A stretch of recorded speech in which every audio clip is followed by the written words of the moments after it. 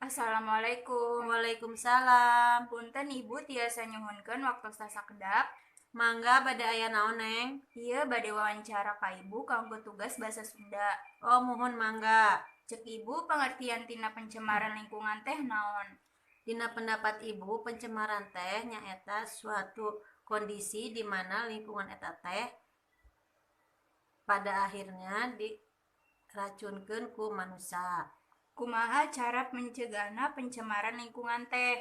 Cek abdi mah ngan aya hiji cara nyaeta ku kasadaran manusia eta sorangan. Jenis-jenis nu kumaha pencemaran lingkungan teh nu dikanyaho ku Ibu?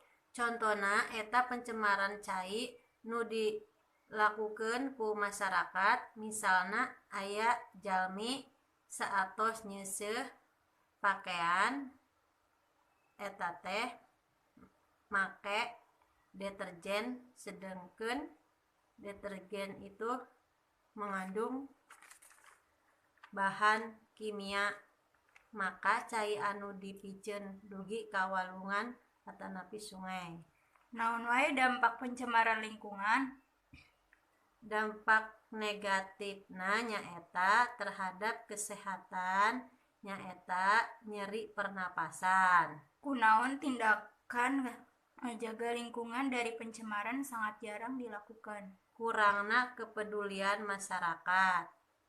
Tindakan naon wae nu ngadorong masyarakat untuk teu ngalakukan pencemaran lingkungan.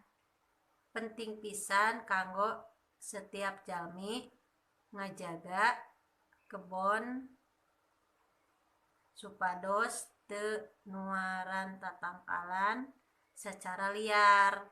Hatur nuhun Bu, cekap sakitu wae wawancara ti abdi. Nuhun sami-sami. Wassalamualaikum. Waalaikumsalam.